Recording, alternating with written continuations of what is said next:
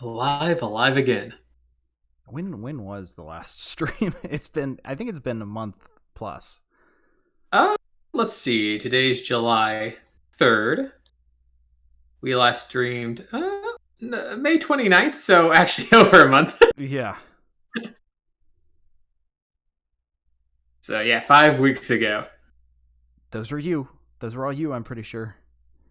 Come on, at least one of those had to be you, I think right? one I Weren't think you visiting your parents or something? yeah, the 25th cuz they were down for birthday Yeah. celebrations. I will take responsibility for the other ones. Yeah, the June's rest been were a you. busy month for me, so One of them would have been me had it not been you, but it was you as well, so I'm putting it only on you. well, that seems I should at least go halvesies. I'll take 3.5. Okay, I can live with that. And I'll give you an extra one, so we're even 2.5, two and a No, half. that's not how this works. No, I insist. It was you. You were the busy one. You have a life. It was a busy month, Yeah. but we are back. I took a week off. This was Oh, the yeah. least busy month I've had in a while. You enjoyed some rest and relaxation. Mm-hmm. At least up until that Friday. You got back into painting, I believe. Yeah. I haven't touched the art studio in the sub basement for some time, but I got back to my Your true passions. yeah, my wet on wet Bob Ross technique, oil painting. I always found it interesting that you exclusively drew urinals, Yeah. different angles, different perspectives and styles, but always urinals. They always say paint what you love. I was able to hop on a plane a couple times, get over to England, do a couple of my Banksy drawings again. It's actually like 17 of us. We all just shift off. I hadn't been able to pick up a shift in a while. So Oh, that's good. none of mine have sold. Nobody. Well, that just makes them more valuable. Yeah, because that makes you underground, which makes you cool, which makes you I'm better at underground selling. even in the 17 Banksies. Oh, there's going to be internal hierarchy, I imagine. No.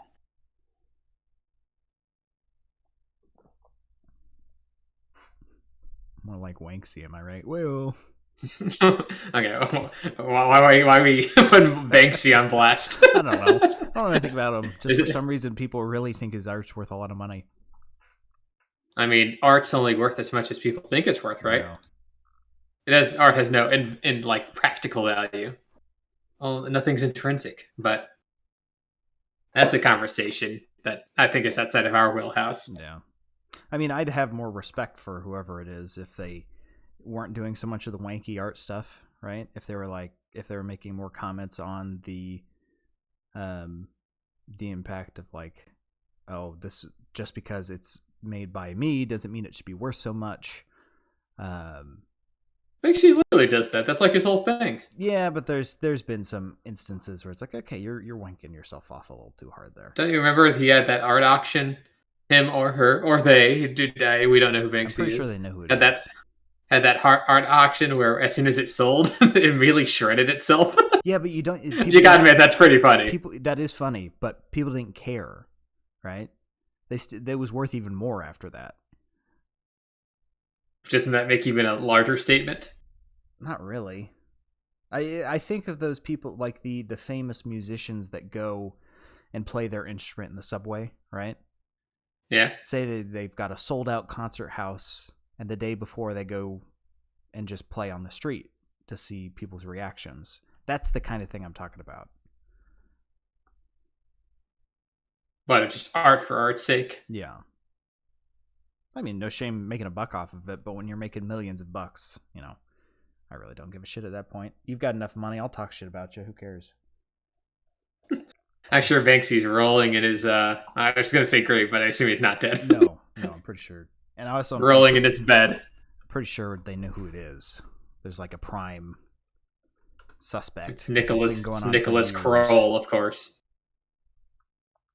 It must be Nicholas Kroll. Yeah, it's Nick Kroll. Now that'd be wild. Um, Big Mouth is one big Banksy project. Now that I would have a little bit of respect for, because it is. You want to see how bad of an art style he can make and still get like 6 seasons out of it. It's really bad. I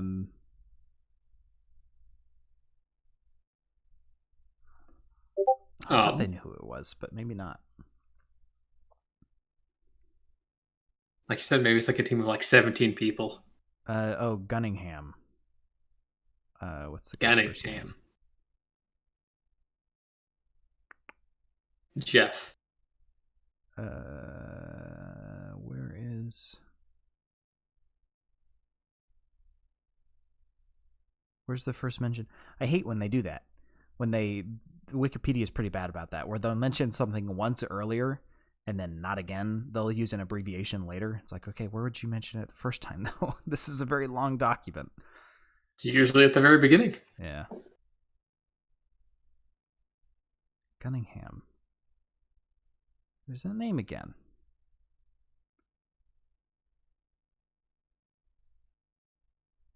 I mean, I wouldn't recognize the first name anyways. That's the whole point. Yeah.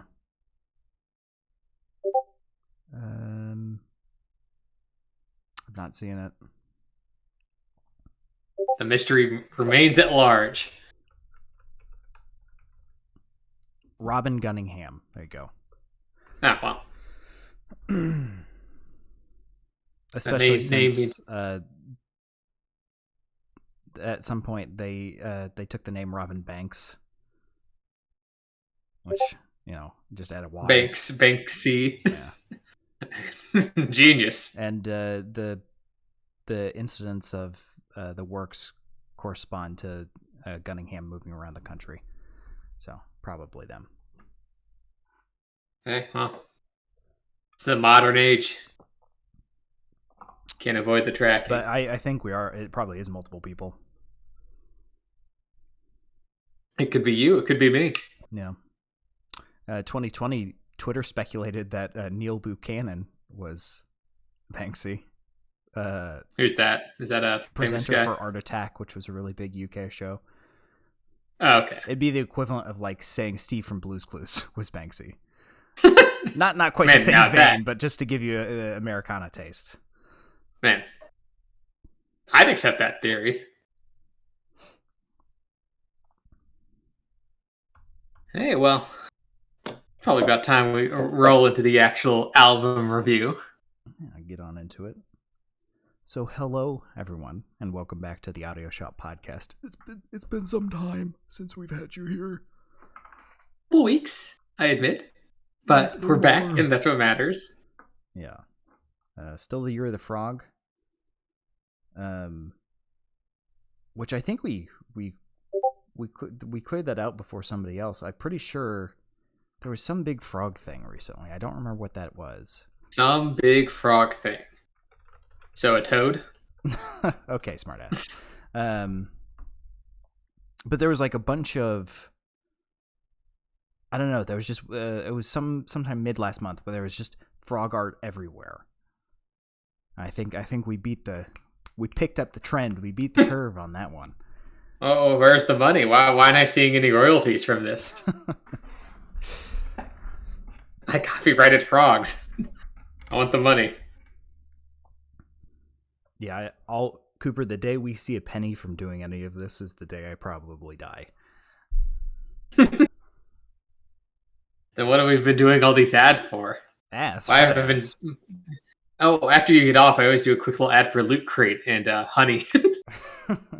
Wait, riddle me this. Where does Honey get money from to pay for those ads? I don't know. Actually, just to clarify, we are not sponsored by anyone. No. But I never... because Cooper, it's like, no one watches this. Why would we get sponsored?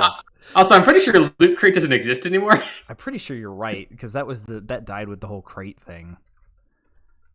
Honey definitely exists, but I don't know how they make money. No, it's Loot free. Crate still exists. Really? Yeah. Wow. Oh, sorry. No, it went defunct in 2019. Ah, shucks. Just missed it. The website still exists somehow. Better hold him to that domain just in case. It looks like you can still buy them. I don't know how they manage that with the company defunct, but I guess they just have big warehouse that they're trying to get all the excess material away for. you're probably right. Which is ironic since that's what a loot crate is supposed to be in the first place. This GameStop surplus. But for honey, where's that money come from? I'll tell you. I don't know. When It's a free download. Product, you are the product. So they harvest your data and sell it. You make the honey, they make the money? Yes. You use the honey, they make the money. They make the money. Just remember, if you're not paying to use something, you're the product. It's always the case. Well, I'm not paying to spend time with Docs to read out our thoughts. But I'm not paying to spend time with you, Sam. You're paying with your time. I'm saying in terms of large companies, So. But let's dance, David Bowie. We did the old boaster this week. Yeah, that's what they always called him, the old boaster. Actually, legal name not David Bowie. Legal name David Robert Jones. Mm-hmm. I thought it was Ziggy Stardust. No, that's one of his multitude of alter egos that he went through in like the 70s and 80s. Oh, I thought he changed it to David Bowie to be a little bit more normal. No. Well, that's his stage name, which is still a pretty normal name. I guess a little more standout than Robert Jones. No, I mean, born 1947, passed away only recently in 2016. He was a famous English singer-songwriter and actor. Mm-hmm. He did his fair share of acting as well. He was in Venture Bros. Yes. Well, no, but someone who looked like him was in it. No one who looked like him. That was an animated show, Cooper. Yes, well, the person was animated to look like him. He didn't actually voice him. He was in The Labyrinth. Everyone's third favorite Muppet movie, I'm sure. And he's widely regarded as one of the most influential musicians of the 20th century. And it started making albums all the way back in the 1970s and basically released an album every few years until his death. Actually, his last album released like 5 days before he died. And man's got a lot of albums. I've listened through them all. I'm a bit of a Bowie head myself. And, some are good, some aren't as good, but you can never say that he didn't have a distinct voice throughout all of it. Yeah. Yeah, absolutely. And, obviously that proves in his record sales, over 100 million records worldwide, one of the best-selling artists of all time. He's gone platinum 10 times. He has like 11 number one albums. He's actually the best-selling vinyl artist in the 21st century. Fun fact. Wow. That makes sense. Out of all of them, that's competing with the entire back catalog of musicians from forever. So that's a pretty big one. Competing with the entire back catalog of Pink Floyd. Yeah, Pink Floyd, Beatles, Weird Al, all the big names. To be fair, the people that would be buying Beatles albums already own all the Beatles albums on vinyl. So Beatle vinyl is actually always very expensive. It's because nobody sells them. So there's unless they print new stock, No, I just think it's because everyone always buys them, right? They can just jack up the prices and they're going to be like, ooh, Sgt. Pepper's. Don't mind if I do. That's like $40. Like, what? I would buy 60 Sgt. years Pepper ago on vinyl, but I wouldn't spend more than I would too, but $10 maybe. There you go. It's a physical medium. That sound quality. But Let's Dance. I actually do own Let's Dance on vinyl, by the way. It's his 15th studio album. Like I said, this is David Bowie's 15th album in 1983. So that just kind of goes to show how prolific he was, considering he was releasing albums up until 2016. His the year of his death. Mm-hmm. I forget his total count, but I believe there's somewhere like the 40s range, if I can look it up here. Maybe there's a reason he's the best selling because he just has the most albums out there. Okay. I guess it depends on what you kind of say. He has 26 studio albums. Okay. But like 24 live albums, like 46 compilation albums. 46? 12 EPs, yeah. Jesus Christ. 16 box sets. 3 soundtrack albums, I guess if you count those. Needless to say, this man was prolific. 2 more albums if you count his stint with the Tin Machine. Sure, why not? Throw it in there. So needless to say, guy got his work done. This was released in 1983. This is following the release of his 14th album, Scary Monsters and Super Creeps. And it was kind of between the 1980 and 1983. He was in a bunch of musical collaborations, film appearances. He actually became a recluse for a little bit after John Lennon was murdered, from which this album sprang. Basically, this album was him attempting to make a more, pop-centric sound. He actually looked back at this period of his life and say that he wasn't exactly happy with kind of going in a more poppy direction. I'm trying to find the exact quote here, but I believe he thought of it more of not selling out, but like kind of, going in a way that wasn't quite his style. Mm-hmm. But, I mean, sales disagreed because it was a very massive commercial success. It's his best-selling album of all time.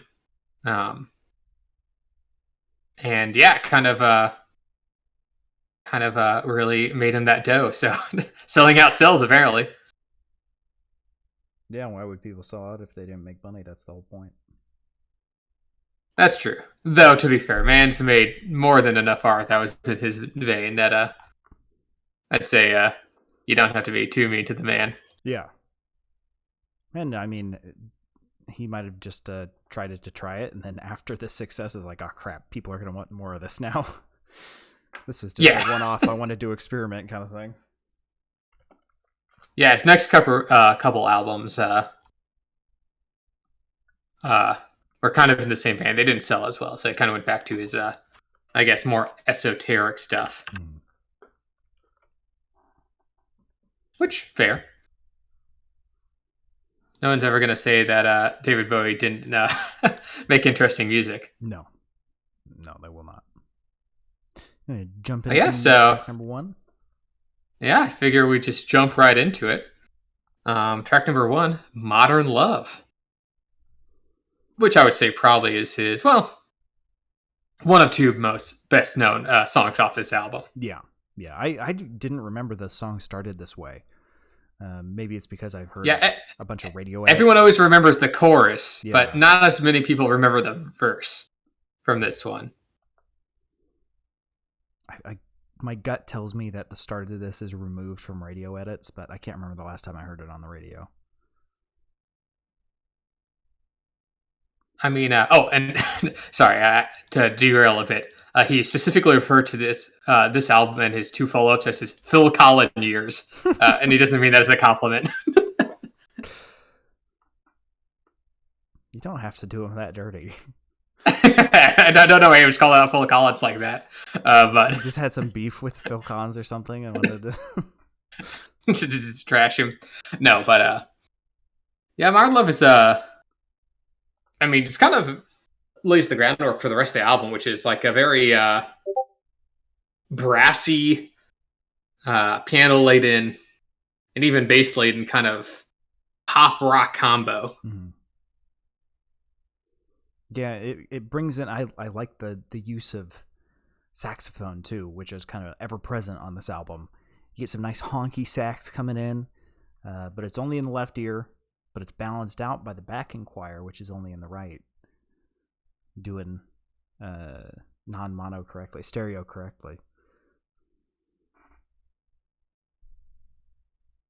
And he kind of has these almost shouty vocals on this song. Yeah. Not that maybe he's literally shouting. It's not really like mixed that way. but you can tell he's like putting a lot of breath into each word. Mm-hmm. It gives me the impression that he is singing very loudly, almost shouting, but standing back from the mic. From the mic, yeah. So it's got a lot of power behind it, but it's not that loud. Which I kind of appreciate throughout this album. David Bowie's got a pretty unique vocal delivery, Mm-hmm. but he never like really, I guess, overshadows the instrumentals. Maybe it's the focus, but it's never the mixing's pretty good on this album overall. You say that, but for the sax solo at 2 minutes in this one, it was a bit far back in the mix for me, especially for a solo. This one especially, the drums felt quite high as well. I mean, maybe it just sticks out due to the repetitive nature of the drum loop, pop and all that stuff. But it feels, the mixing just on this one feels a little bit odd, and that might be. I listened to the 2016, I think it was something edit, so it might just be the edit I listened to. Because I know there's the 2002 one as well. Yes, I also listened to the remaster on Spotify. But I didn't think it was that far back. Plus, I like the fun sax break. I'm a sucker for a nice sax break. Mm-hmm. Yeah. No, I didn't think it was too awful. It was just like, if it was just turned up just a little bit and the drums turned down just a little, it was just a little tiny tweaks. I was like, that would really make it pop quite a bit more. That's fair. I do quite like the piano on this. It's almost got a very classic throwback rock and roll feel to it, which usually I don't like in songs, but this one's almost got a very Billy Joel feel. You're not a fan of Honky Tonk Cooper? Since when? Honky Tonk's fine. It can sometimes fall into like the sock hop realm of things. But you love sock hops. No, I do not. I think of them every time. I think of you every time I hear one. Well, that's on you, not me. No, I'm not against Honky Tonk. I just, like I said, it can border on cheesy. But this one, it kind of comes together with a kind of a fun song. Mm-hmm. Just realized. Yeah, I think altogether at least to a. I had to turn you down a little bit. Oh, no problem. Yeah, no, this is a good one. I completely forgot this was a Bowie song. Granted, he's released quite a few songs, so it's easy to do. Yes, he was prolific. Yeah, it's a cool little pop song. Nice little call and response on the chorus. Lots of fun energy with the instrumental. It's a good opening track for a pop album. Yeah, very good, very strong opening track. Jumping to track number 2, if you're ready. Track number 2 is China Girl, which was a song originally written by Iggy Pop and David Bowie. And actually first appeared on Pop's debut solo album, The Idiot, 1977. So this is, I guess, a cover, but of a song that he wrote for someone else, with someone else. So I'm not sure if you can consider that a cover or not. Yeah, I would say, because he may have written it, but he wasn't the original performer, I guess. So that's fair. So yeah. So this could be considered a cover, which David Bowie would delve into a little deeper with his cover album's Pinups, which would come out, I believe, a couple years after this album. Another example. ELO wrote Xanadu for Olivia Newton-John, and then they did the cover where it was just them. ELO. Is that like Yellow Magic Orchestra? Yeah. Same kind of thing. Okay. No, but Bowie's delivery on this one's a lot more sultry, I guess you could say. Yeah, he's quite close to the mic. He's bordering that very sticking his tongue in your ear kind of thing. But thankfully, I wouldn't say that's mixed like that. It's clearly it's breathy, but it's nearing that. It's certainly a lot closer to it than the last song. Is all I'm saying. Yeah, this one's definitely a lot more of a low. Like the vocals are a lot more low key, but so is the instrumentation. Or kind of almost the lead instrument is that bass guitar that's going on in the background. Yeah, see, Very distinct bass guitar. I really like the bass, but I wanted a little bit more complexity in this one. Thankfully, I get that later on in the album, but it was like, oh, that it's really good, but it's just a little simple, which is fair because it's trying to be a little low key kind of song, and the focus is much more on the vocals in this one than the previous one. But it was just, ooh, I was like, oh, it's so close, it's almost there. It's definitely a more, I wouldn't say straight back because it's not like it's bare or anything, but definitely compared to Modern Love with its like saxophone and like pianos going crazy in the background. This one's a lot more, lower key.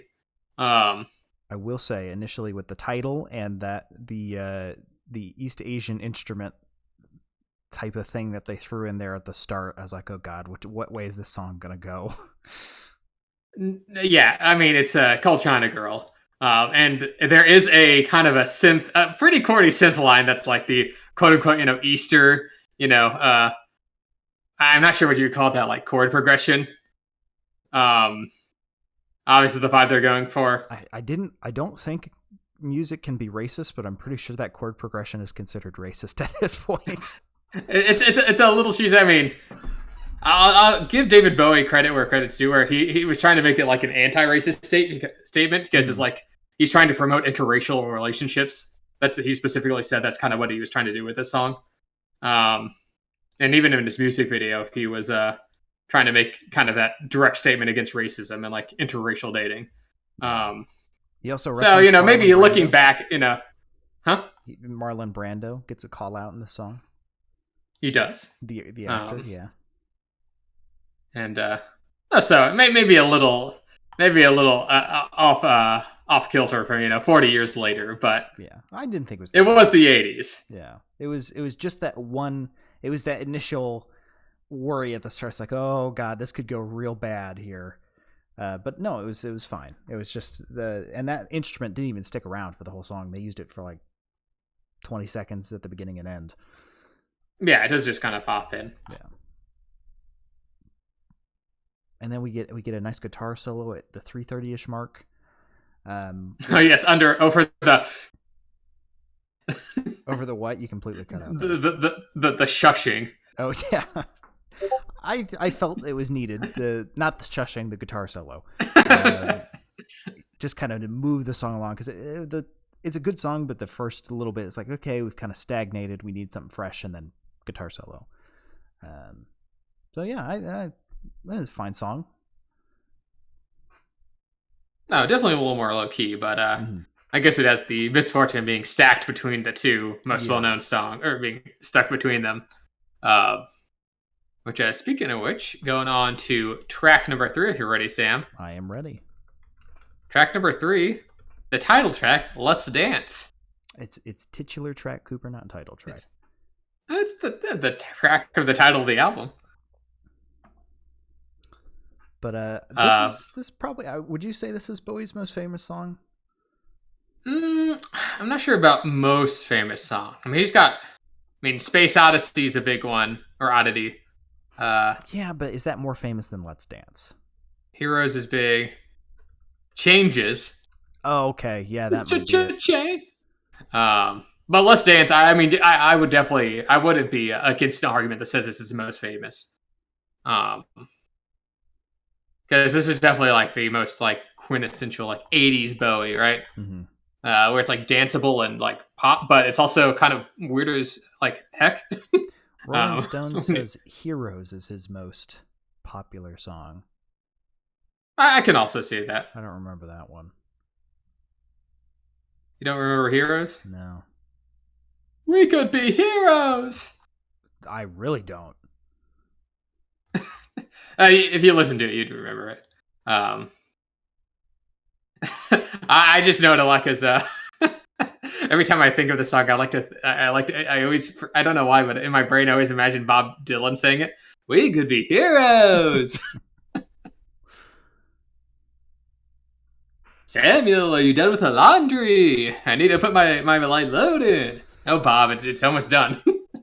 Yeah, the reference behind that is Cooper sent me a prompt on text one day saying, "Would you live with Bob Dylan. Live with Bob Dylan. If you had all of your gas, rent, and food paid for. Which Me I and said some yes, but then he kept adding stipulations like we had to share a bedroom. No, well, it's a 1-bedroom apartment that you're living in, so you have to, I'll right? sleep on the couch. No. Come on. Me and some others were joking about situations where like, Samuel, was was the chicken pot pie in the fridge yours? Yeah, David. If it wasn't, yeah, Bob. If it wasn't yours, it was mine. Well, I ate it. Why would you? You knew it wasn't yours. I was hungry, Bob. You're terrible.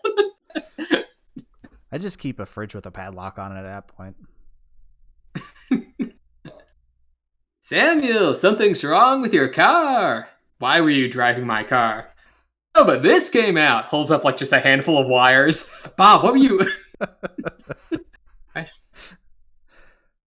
Honestly, I'd be more impressed because how old is he at this point? Isn't he in his 80s? Oh yeah, 70s, Bob Dylan's late pretty 70s. old. Let's see. Man's still with it. Man's Yeah, giving the young people what they want. 17-minute 81. songs about John F. Kennedy. My favorite part of that song is the 5 minutes when he just mentions other song names. Samuel, do you think if I wrote an 87-minute song about Doja Cat, they'd listen? They would. You shouldn't be writing. That's the worst part. I looked at the comments of that song and it was just nothing but praise. I'm like, what the hell is going on? He's a storyteller, Sam. Yeah, I could be a storyteller too if I don't take a breath for 17 minutes. He's an American treasure. I mean, that's fair, but it doesn't make him good. You ever heard of a song called Like a Rolling Stone? Yeah, I know. Rolling Stone magazine rates it as the #1 song of all time. I mean, and who's going to argue with that? I am. They named a magazine after it. I am. Because I'm willing to admit when my music taste is trash. Anyway, getting back to the yeah, that was off topic. Let's talk about "Let's Dance," the song, which is the longest song on the album by a country mile, 7.5 minutes. Which is surprising because it really doesn't feel that way. Yeah, I mean it's built on a rock solid central groove, which is kind of these like kind of interjecting horns and this like kind of danceable, funky rock and synth line on the back. With Bowie's extravagant and dramatically echoey vocals. Yeah. Put on your red shoes. I get that this is called Let's Dance, but just imagining trying to dance to this today, it's like what moves do you do to this? Like a very slow, just shoulder wiggle. Like Fun fact, Sam. It's funny you should mention that because the first time I was exposed to David Bowie was via Dance Dance Revolution, where the song Let's Dance was one of the songs featured on it. So I literally have danced to this song. If you can consider Dance Dance Revolution dancing. Sure. Which I do. More dancing than what I could do. I mean, you gotta admit the song gets its bang for its buck. It's got the guitar riffs.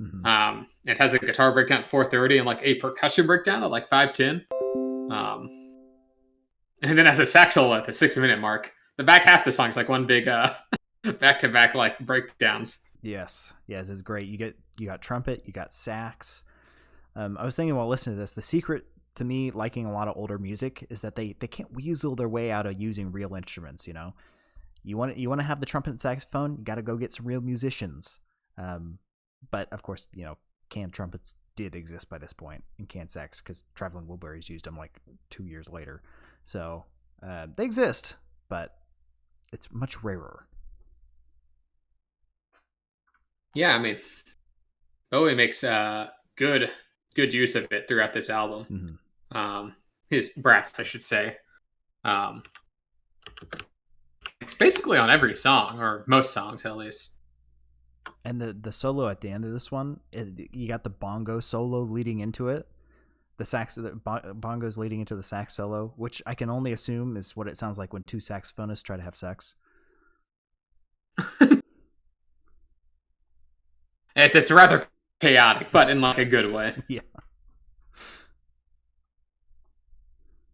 but it's just all around fun song. I remembered it being faster for some, like a faster. Yeah, no, and I always liked David's vocals on this song. Yeah, it's good, but it's just No, it's still danceable. I don't know. For in my mind, No, for but some reason, I just imagine it being faster. Maybe it's just Bowie's hypnotic way of shouting his vocals. Probably right. There's something almost like a David Byrne about them from like the Talking Heads. They're like so kind of like extravagant or like kind of outside normalcy, where it's like just kind of makes it catchy again. Oh yeah. I see where you're going with that. Yeah, definitely. His singing style is not bland. I'll give him that. Yes, and it makes it wildly fun to sing along to. Mm-hmm. All right, on to track number 4, "Without You," A lot of song which is titles on the this shortest one. song in the album.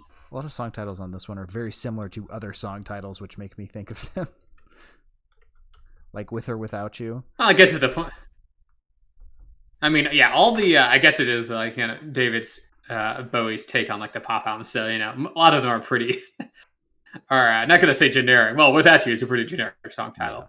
There is one on here that's a little odd, but we'll get to that. Um,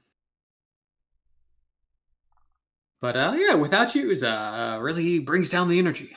Mm-hmm. Heavy focus on a strong bass line and Bowie's vocals. And he's got range in his vocals, but the falsetto in this one was just a little wasn't rock solid. Excuse me. Yeah, it's pretty wispy. Not that it's bad, but this is already a pretty light song instrumentally. Mm-hmm. So when paired with his kind of just like kind of floaty vocals, there's not really much to tether onto with this song.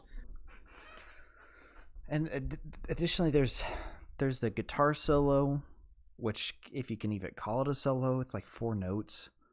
But before the first one, there's really awkward gap.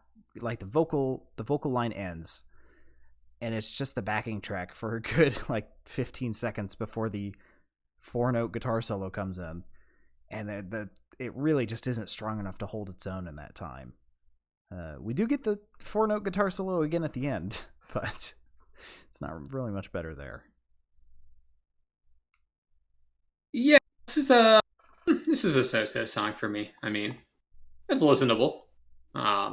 None of the songs on this album I think are outright bad, but this is definitely the closest to where it's like just kind of boring. Yeah. Well, if you're sick of boring, we can. I do like when they go hoo hoo. I do like when they do the little hoot. Yeah. And they go hoo hoo. Also, the song just kind of ends. Yeah. Yeah,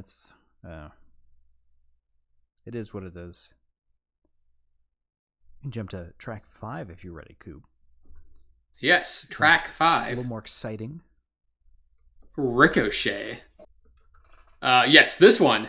Now, now, if "Without You" was a little too generic of more, this one you can't say that about the "Ricochet," which the song has just a lot of elements that are combined together to be like a little off kilter. Like this very rhythmic and repeating drum line over like Bowie's like almost Shakespearean dramatic delivery on the verse. Yeah. Well, there's the weird old timey sections. Was that Bowie, or it sounded like it was pulled from something else?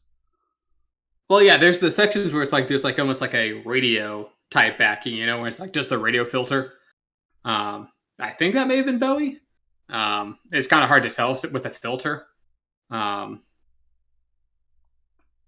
Yeah, but this almost shakes out to like almost like a rock march. It's like very rhythmic, but like in a, like I said, an off kilter sort of way.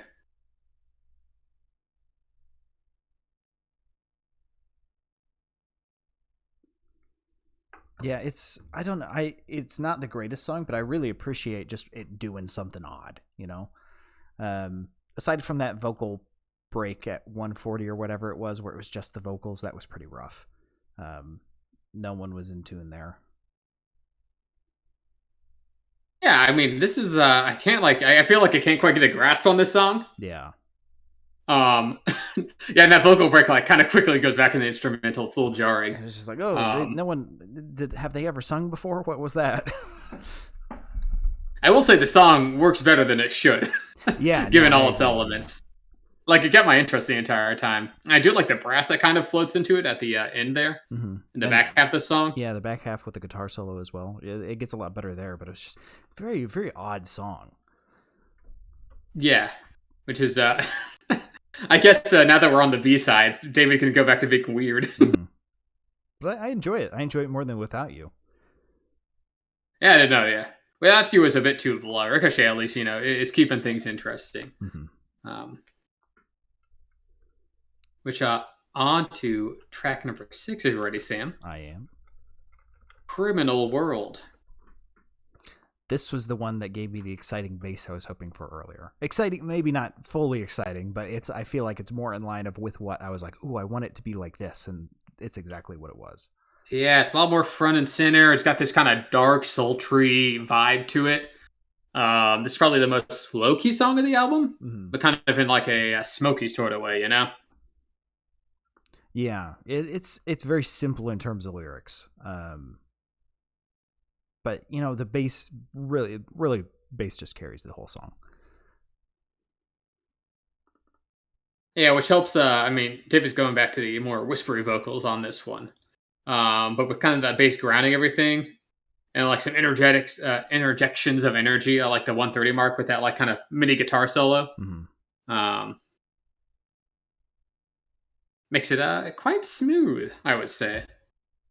Yeah, it's good. I would like a little bit more progression, but a little bit more going on. But it's pop, so I'll give it a pass. And it's not a terribly long song either. And yeah, this was actually one of the few songs of the album that was not written by Bowie. Oh, really? Um, yeah, obviously he wrote "China Girl" with Iggy Pop. That was him. That was written by him. But this one was written by a Godwin, Peter Godwin, and Duncan Brown, and Sion Lyles. I guess they're members of the band Metro, or at least Godwin was. So is this a cover? Duncan Brown was kind of a. I don't believe it was a cover. It says it was adapted by Bowie, so I'm not sure if they wrote it and he sang it. But I think that probably partly accounts for kind of why it's got like a different vibe than the other songs. I dig it though. It's good. Yeah. Jump into track number 7 if you're ready. Yes, track number 7. Cat People, parentheses, putting out fire. So this track is you're probably wondering why it's called Cat People, right, Sam? Did Bowie just watch the famed musical Cats? Is that why? No, I wish. No, it's because it's the titular track for the 1982 erotic horror film Cat People. This is actually a soundtrack song. I guess while he was being a recluse, he went and made this song. With some of the music being written by Giovanna Giorgio Moroder, which is like this Italian songwriter who I guess is considered the father of disco. Huh. Well, you know. So this whole song's weird in terms of background, is what I'm saying. Yeah, that is really odd.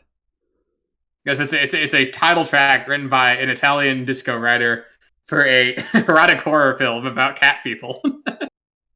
I already said cats, Cooper. No, cat people. Yeah. That's it. This is erotic horror. Cats is psychological horror. Psychological erotic horror. Yes. Got it. Yeah. But it's got synth organ, so I automatically like it. Yeah, it's kind of got those real like danceable disco vibes, especially on the chorus. Yeah. But it's also kind of this like energetic new wave song with like these riffing guitars and the shouty Bowie. Also, fun fact about the director of Cat People. He also co-wrote this, wrote/co-wrote the screenplays for Taxi Driver, Raging Bull, and The Last Temptation of Christ. What? This, like I said, this this background is incredible. I'm gonna have to chuck that one out of my brain. I just short circuited a little bit. Yeah, this one has like 8 different like fun facts attached to it.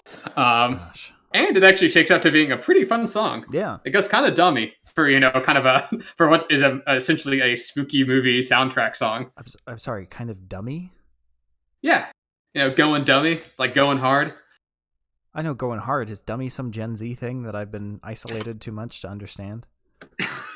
Yeah, do they not say that? Do not all your Gen Zers say that at work? I don't know any Gen Zers, I'll be honest with you. Besides my sister.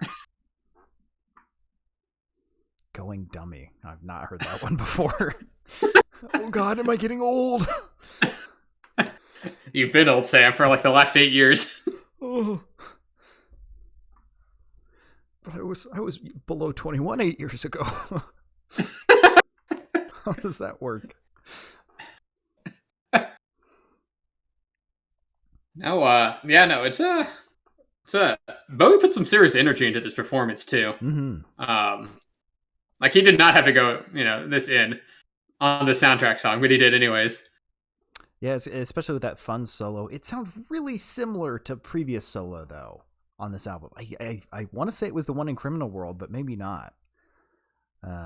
There's just one. I can't remember which one it was, but it was just like, man, this sounds almost identical to a guitar solo that we've already had. Well, they were written by different people, so that could just be a coincidence. Yeah, but it was kind of odd. It was like, man, this is a very different song, but solo, kind of similar. I guess maybe it's just more of the new wave kind of vibes it's got going on. Mm-hmm. I know, I quite like this song. Yeah, it's fun.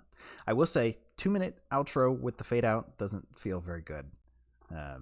Feels a bit superfluous. But be a little long in the tooth, but yeah. I mean, it's only a 5-minute song, so with a 2-minute outro, it's a fun outro though. Yeah, it's long and fades.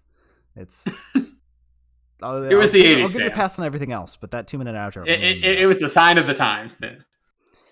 I realize that, but man, looking back, it's like why fade? What does that do?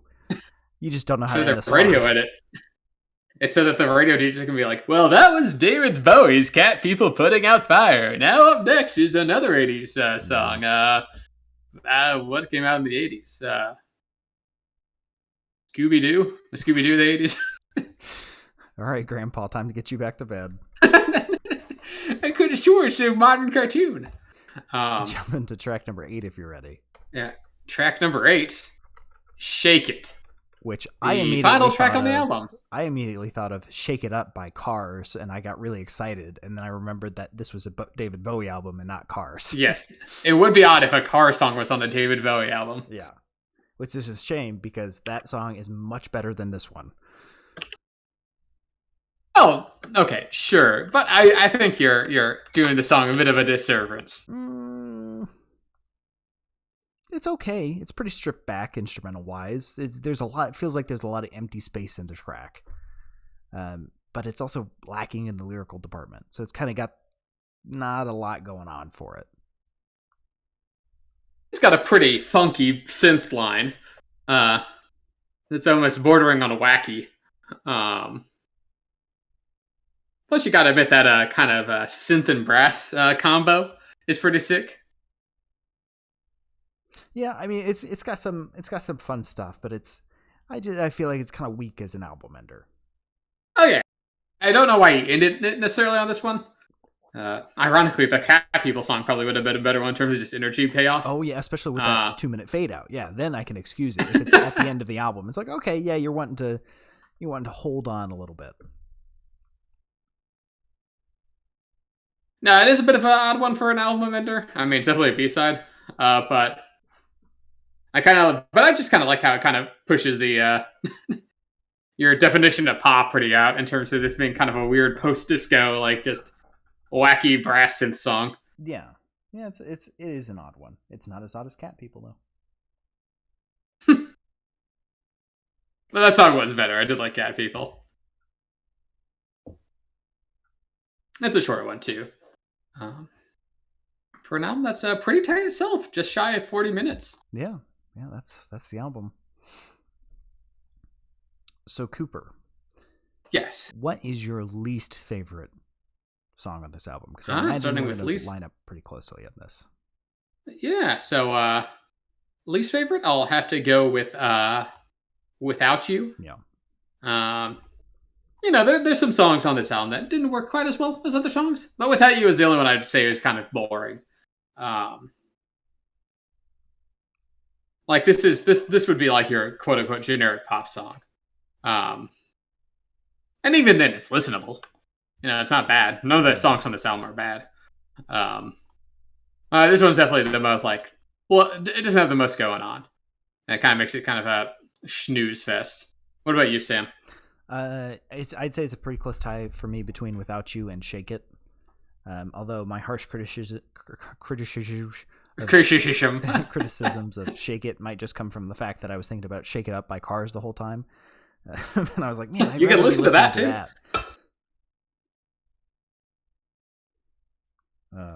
But yeah, Without You, no point rehashing it. Definitely the weakest on the album. Well, then what's your favorite album or favorite song, Sam? Favorite? I'm going to be really boring and say Just Dance. Let's Dance. It's Let's Dance. Um, Just Dance is a thinking about video game. Dancing games. I'm in agreement, Sam. Though that is also my favorite. I'm also being boring with you. Modern Love's a close second. Again, very boring. The two most famous songs on the album. I mean, they're famous for a reason. Yeah, they're good. It's Cat People's probably third. Yeah, Cat People was kind of the surprise hit for me. I've listened to this album before, but I kind of forgot how fun it is. And its backstory just made me kind of love it more. Because David Bowie is always getting to wacky shenanigans in terms of being in movies or making movie soundtracks. Mm-hmm. So just where he would pop up is always just funny for me. Because at times it seemed like the guy was just kind of down for anything. Hey, once you reach a certain point, might as well just hey, that sounds like fun. I'll do that. My Adam Button man was active for 50 years. Yeah. In the music industry, and so might as well have fun with it, right? Exactly. If you're not having fun with it, why do it? I guess if you're making a shitload of money, then that's one reason. Which is why he did more pop later on. He played a character in SpongeBob, fun fact. Did he really? Yeah. What character? Like I said, this man was dead. He just some one-off character in one of their episodes. Let's see. Oh, was he was the fucking Atlantean king? No, this was in the show. Not the movie. Yeah. There's the special. Yeah. Hold on. Yeah, Atlantean King. Yeah. Lost City of Atlantis. You're thinking of Neptune, King Neptune. Yeah. No, but he was the Atlantean King, the 2-part Atlantis special. He also played one of the lead characters, Major Jack Sellers, in a little movie called Merry Christmas, Mr. Lawrence, which Sam, you might remember was a song that we reviewed from Riki Sakamoto a while back. So that kind of goes full circle there. 1996? Yes. I got called out for that. Did you see that? Sorry, 19... So no, that was 1983. Oh no, so the album was 1996, yes. Yes, that was what I meant, the album title. I got called out for that. Did you see that email I sent you? I did. I forgot to mention it to you. I thought that was pretty funny. To be fair, I was having not a great day, so I took it out on the album. But I enjoyed it. I mean, I did think you were a little harsh on that album. I'm quite a fan of Sakamoto and his piano work. And looking back, I've listened to it again since, and it's a good album. It's just I was not in the mood for 3 instruments for 50 minutes that day. You definitely need a headspace for it, right? Yeah. When I sat down to type, I was not in the mood for it, so I was unnecessarily harsh. But hey, he was in a movie with that soundtrack, so The more you know. So it's Cooper, also the Last Temptation of Christ. I did not know that. so Last Temptation of Christ. When I think of Jesus movies, I think of the was it his the anti-Semite who made it, right? Mel Gibson. Mel Gibson, right? He made the Passion of the Christ, right? Was that Gibson? Yeah, that was Passion of the Christ, which was a later film. The one tidbit of information I remember that is he was the one that did the nails in that scene because he didn't want anyone. He was Pontius. He was Pontius Pilate. Yeah, which is funny because he's an anti-Semite and Jesus was a Jew. So Not David Bowie. Yeah. Sorry, we're talking about Mel Gibson. Yeah. Was kind of fulfilling a fantasy of his, I guess, condemning a Jewish person to death. Yeah, Mel Gibson made some comments that really should not have done. Yeah, Sour's Chicken Run, that's for sure. Yeah, watching Chicken Run and being like, man, I really don't want to know this guy's opinion on races that on his own. And yet, like, I'm gonna just make it. I'm gonna make a hard prediction, say that he's not gonna be in the Chicken Run sequel. No, I'm pretty sure they've already said he isn't, but I don't know. Man, we're just going all over the place. To be fair, I think that's appropriate with David Bowie because he himself was all over the place, just culturally. Well,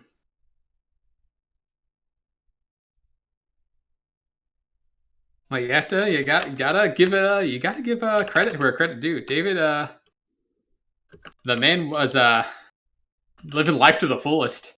Yeah, for sure. And on Chicken Run 2 again, real quick. Mel Gibson isn't, but Donald Gibson, his younger brother, is. I'm guessing as a replacement. I mean, to be fair, that's kind of like how in the Toy Story video games, Tom Hanks' brother is the one who voices Woody because they just sound so similar. So I'm guessing it might be that situation, or he'll play his son or something like that. Yes. So, what ever happened to your dad? We don't like to talk about that. Yeah. Anyway, let's just say he says some choice things about ducks, which I don't condone. I would appreciate it if they brought that into the movie. I don't think we need chicken racism in Chicken Run sequels. I mean, they had fascism in the first one, so what's a little bit of racism? Was that? Yeah, that was. I guess it was kind of like a concentration camp, Cooper. Yeah. Okay. I guess I always took it as like a Great Escape type of thing, but I guess it's still like a war camp. So you know. Anyway, look, all I know is that when I was a kid, those chicken pot pies looked really tasty. Wow, Cooper, you're siding with the fascists. No, I didn't say that was good. I just said it looked good without the chicken, just the vegetables and the sauce. Oh and yeah, a good veggie pot pie sounds. Ooh, that sounds really good. Now I want one of those. Yeah. Oh, we're talking about David Bowie. I think we're talking about music. Now I just want gravy and vegetables. But I don't remember who did the rating system last time. You want to flip a coin for it, or? Oh, I'll just go ahead and do it. Okay. Because I think I've leaned on you quite a bit for it, but go for it. Oh, it's fun because here at the Auto Shop podcast, me and Sam are quite big car enthusiasts. We've seen the movies probably, I don't know, 10 times per movie. And hoping for a Cars 4 here soon. So, First one at least I think 50. Owen Wilson. Yeah, Owen Wilson still got it. First one at least 50. Third one, a little less, probably 20. Second one, probably around in this mid 300s. Yeah, can't get enough of that Mater. That Mater fella makes me chuckle. I don't laugh as much with him as I do with the Minions. But since we love the car so much, we themed our rating system after it. With our top rating being, at the tip top, that's showroom, that's creepy the crap. This is something you want to show all your friends and family. All the way at the bottom, you got scrapyard. This is the bottom of the barrel. Just, this is the not even like the scraps of scraps. This is like the stuff you find like in like your couch cushions that are like crumbs of things you don't even remember eating. That's what this is. And it's a hard pass in terms of listening. And then we'll give it like a low high if we're kind of feeling it in between, and like new fixer upper used rental. So Samuel, how would you rate David Bowie's Let's Dance. I think I'd give it a like new. Overall, pretty good in terms of what I would normally listen to. It's just okay, but it's short. It's like 40 minutes, so just listen to it. It's not that long. I don't praise it too much. Yeah, I mean it's a fine, solid album. It's nothing to go to the rooftops and scream about, but overall pretty good. What about you? Yeah, I mean, I also agree with it being a like new. It's not my favorite David Bowie album. Especially, I mean, it definitely, I think it's his best in terms of his like 80s kind of pop craze. Mm-hmm. But I think it's got a lot of strong points. There's not really any song on this album I dislike. With You is the closest, but even that's just kind of boring. Just I don't know, just solid pop tunes, and with the David Bowie flair on it. If you're looking kind of for a kind of new wavy, kind of eccentric album, this is the one to give it a listen to. I mean, it's I always wondered how David Bowie felt about like one of his albums that he legitimately like looks back on kind of distastefully being his best-selling one of all time. There's a certain irony there. Yeah. You sell that and it ends up selling really well. Though to be fair, he had plenty of opportunities before this album and after this album to kind of go in his own weird Bowie direction, which he did. And Cat People's on this album, so this album does have Cat People, which is a huge plus in its favor. But yeah, no, I mean, in terms of like intro to David Bowie, this honestly isn't the worst album. Just like I said, some of his albums can get a little out there. But I'm a David Bowie fan. So I'm always going to be favorable to his stuff. Yeah. It's a good album. It's a solid album. Well, that's the podcast. Even David Bowie phoning it in is still good music. Cashing in, still best-selling album of all time. Hey, man earned it. But that's the end of the podcast. Now we're gonna roll on over to the spare tire, which is just whatever else we've been listening to. I say let's keep this kind of brief since it's been over a month. We don't need to list every single thing. Yeah, no, I won't go too into detail. I will say I have been listening to a lot of Fleet Foxes. I saw a concert of theirs recently. Yeah. And I quite enjoyed it. I saw that. They're kind of a Seattle, originating from Seattle, like kind of folk band. Mm-hmm. Very folksy music. I quite like it. It's very, very. I'm not gonna say feel good, but it's very happy music.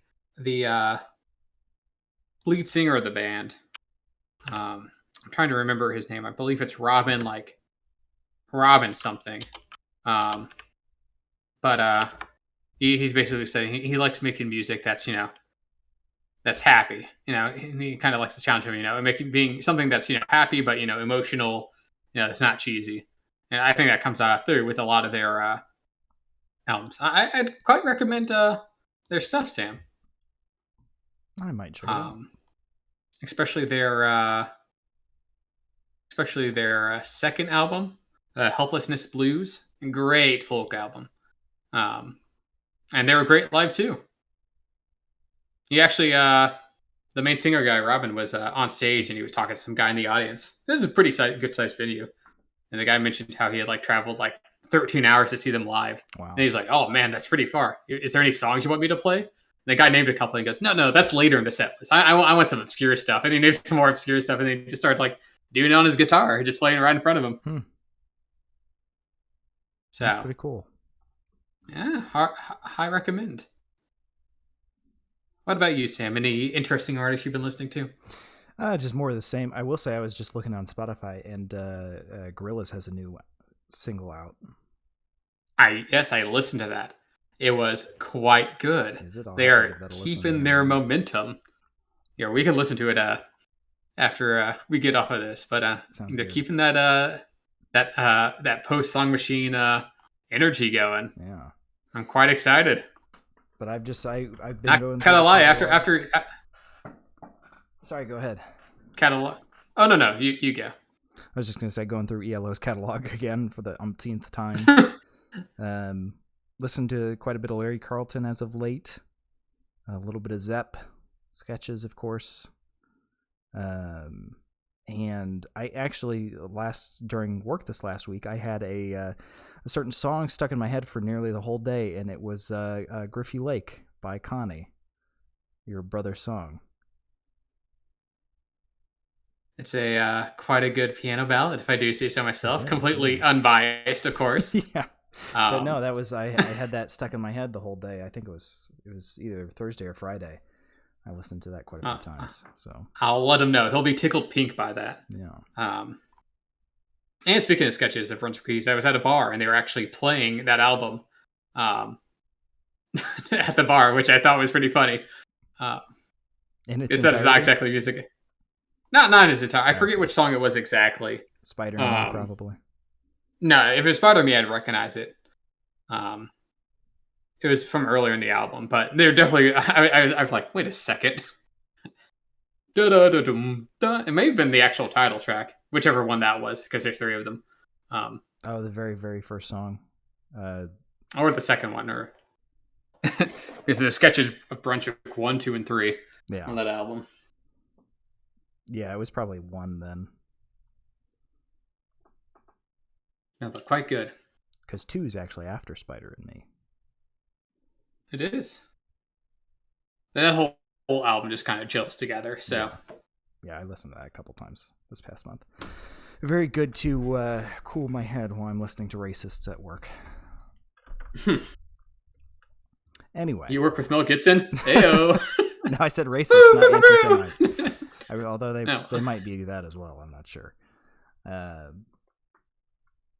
But that's the podcast. If you've liked what you heard and you want to hear some more, you can scroll down on the Twitch page, and there's a picture of Jeff Lynne, he's the guy with the aviators and the curly hair, which almost certainly is not naturally curly. And you can go to YouTube, where all the past shows are, minus the one Supertramp one that didn't get uploaded. And if you're on YouTube and you want to listen to us live, usually, not for the past month and a half, but usually 8 p.m. Eastern on Sundays, usually. Are we doing it next week, Coop? I don't see why we wouldn't. Okay.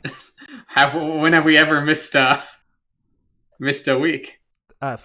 Gee, I can't remember the last time we missed a week. But yeah. And where can they find us on Twitter, Cooper? Well, they could always give us a draft at our Twitter at AudioShopPod. That's POD. We'll let you know what we're listening to and when we're listening to it. And sometimes when we just disappear for 5 weeks, you won't see anything, so you don't have to worry about it. This time.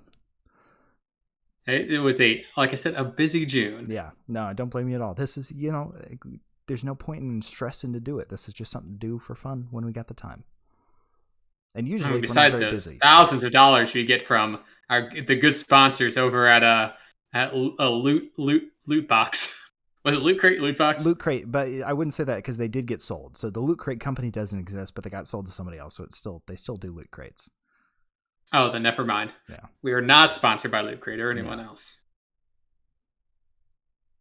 But you can always subscribe to them for boxes of socks, I guess.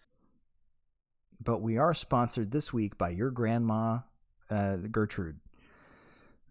Yes, that's right. I'm talking to you, little Joey. Your grandma Gertrude sent us several $100s. And it wasn't because we told her that we'd give her insurance. It was just because she loves the podcast. So it's nice to have real fans out there. Yeah. And people that'll yell at you in the comments when you diss 1996.